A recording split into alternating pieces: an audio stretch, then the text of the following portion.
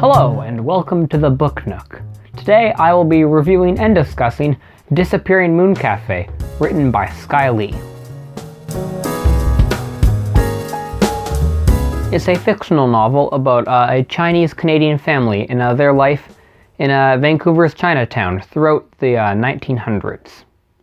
The story is often told through the perspective of the woman in the family, and in terms of reading it, it can get a little confusing sometimes. It jumps around a lot between different characters, plots, and times. There's this handy little family tree at the front of the book it'll be very helpful if you read this. The book tackles many themes, and including, and not limited to, sexism, racism, Western versus Eastern values, in specifically regarding gender roles, and maternity, oppression, and how it affects people, and how sometimes people who are oppressed may also try to oppress others to feel less oppressed.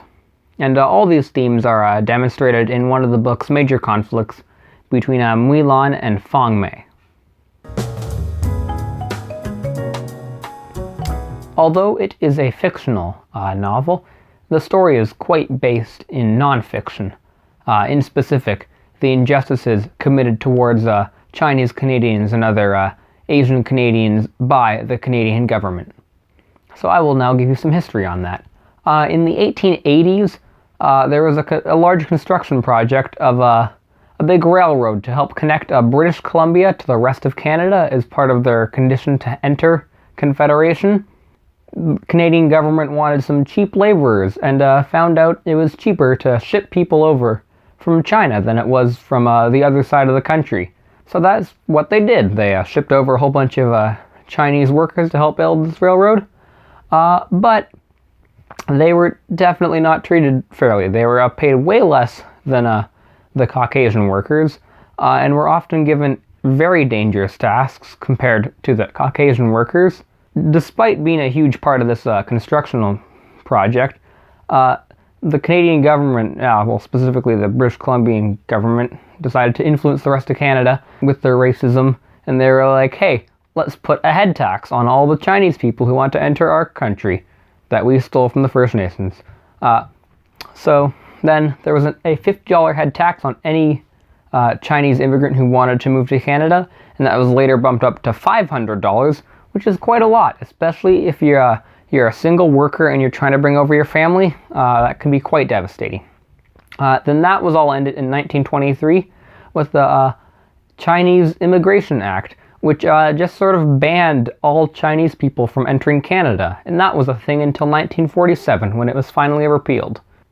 Now these are all broad injustices that the Chinese people have faced in Canada, but the book also mentions some specific ones towards Vancouver's Chinatown, such as the 1907 race riots, and the murder of Janet Smith, and the scapegoating of the Chinese people for her death. Now there are quite a lot of characters in the novel, in fact a whole family tree's worth. And there will be spoilers, so yeah, if you don't want spoilers, then maybe just skip this whole plot section coming up. Gui Chang is sent to Canada from China to collect the bones of dead Chinese workers for the railway. In Canada, he falls in love with an indigenous woman named Clara. They have a child, but he is called back to China in an arranged marriage with Muilan, and then the rest of the story now takes place in Chinatown, so they move back to Canada. Muilan and Gui Chang have a son, Choi Fuk, who is now in an arranged marriage with Fong Mei from China. And then this is where the biggest conflict of the story takes place, and it is Fong Mei versus Muilan. Fong Mei wants freedom, and Muilan wants grandchildren. Muilan emotionally, physically, and verbally abuses Fong Mei during this. By the end of the novel, Fong Mei has been hardened by her years of abuse, and she is now the one doing the abusing. Fong Mei has children with this guy called Ting-An, who turns out is actually a secret son of Gui Chang, and they have 3 children. There is a moment that people think there's incest, but luckily there isn't. And then there's Susie and Morgan.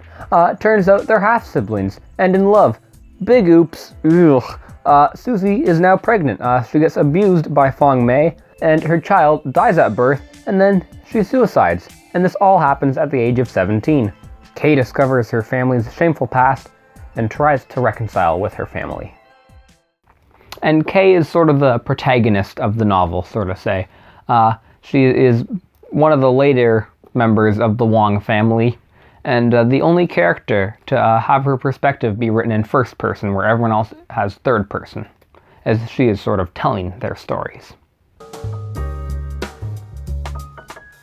Alright, now time for my critical evaluation of the novel.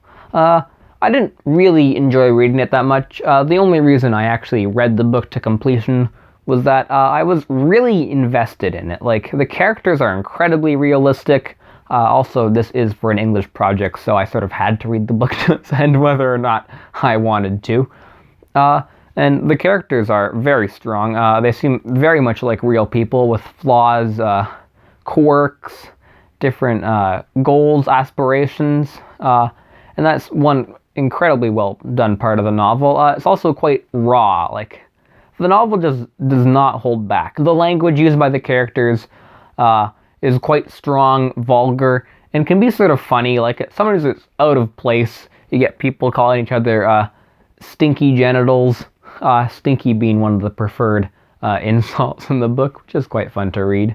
And overall, it sort of feels like watching a train wreck. This whole family just messing up their lives. And you don't really enjoy watching it, but you just sort of become too invested to look away. You just want to see things to like their bloody end, as you can definitely tell will happen. So overall, I'd say I'd give the book a 7 out of 10. Alright, thank you for joining me in the Book Nook. Bye! That was a weird double wave thing I did. Book Nook. A quick overview: it is a non-fictional story about a family of a Chinese-Canadian immigrant. So now I will provide you with some historical context for the novel, because it is a, it's fiction. I said it was non-fiction. A non-fictional story